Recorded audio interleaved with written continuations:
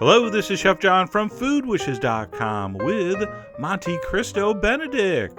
That's right, this could be the biggest and best thing to happen to brunch since bacon. And while that may be a little strong, you have to admit the alliteration was pretty good. But anyway, I've gotten a ton of requests for new brunch ideas, and this beauty based on the famous stuffed ham and cheese sandwich invented by the Count of Monte Cristo was truly delicious. So let's get this started. Step one, we're going to make a batter because we've got to make some French toast. So in a bowl, we're going to add 2 whole eggs along with some cream. We're also going to add a spoon of sugar.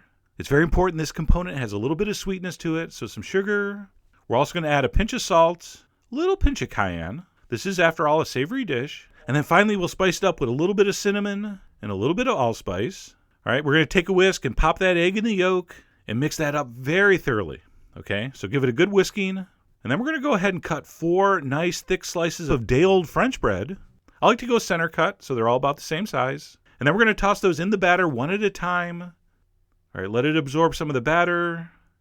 Toss in the next one.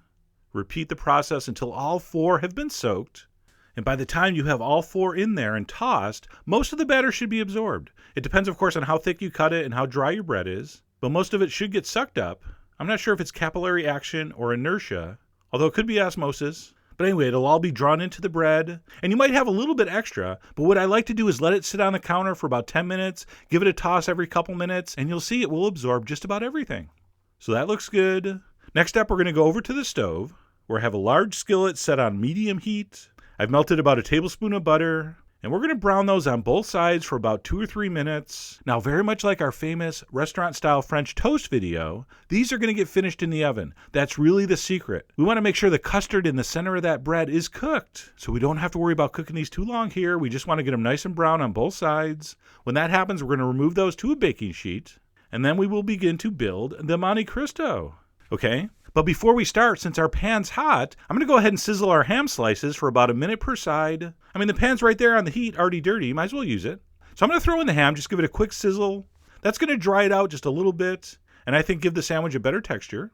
So that's just half of it. I did 8 slices. And once our French toast bases are ready and our ham has been heated, we are ready to start assembly. So I'm going to use 2 cheeses, cheddar and Havarti. So I'm going to lay down the cheddar layer first. And despite my many letters to the cheese industry, they still don't make oval slices. So I'm just going to break it up to fit. All right, after the cheddar's down, I'm going to lay 2 of those very thin slices of ham on each. You can see I cut mine in half to make it a little more geometrically friendly. So 2 thin slices of ham on each one. And then last but not least, we're going to top with some Havarti cheese. So I'm going to put a slice of Havarti on each, but instead of just laying it on top, I had this brilliant idea to cut them in strips and do like a lattice pattern on top, which I thought looked incredibly cool. Of course, after we baked it, I couldn't tell, but that's okay. It's the thought that counts. So once those are set, we're going to pop that in a preheated 375-degree oven for 20 minutes. Like I said, we really want the custard in the bread to cook completely through. And of course, we want our cheese to be all melty and caramelized. So that looks perfect. And then I'm pretty sure you figured out the rest. I'm going to throw that on a plate with a little salad and top it with 2 perfectly poached eggs. And of course, we have videos on how to do those. I'll provide links and there'll be more info in the blog post. And to finish, I like to sprinkle on a little bit of kosher salt and then a little bit of cayenne and fresh chives for some color. And there you go, Monte Cristo Benedict. And of course, there was no way this video was getting done without the gratuitous popping of the yolk shot. Oh yeah, that is borderline inappropriate right there.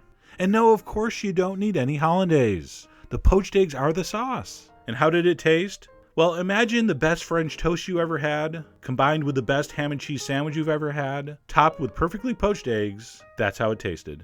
It was fantastic. So whether you're going to whip this up for a Mother's Day brunch, or one of those always appreciated weeknight breakfast for dinners, this really was spectacular, and I hope you give it a try soon. So head over to foodwishes.com for all the ingredient amounts and more info as usual.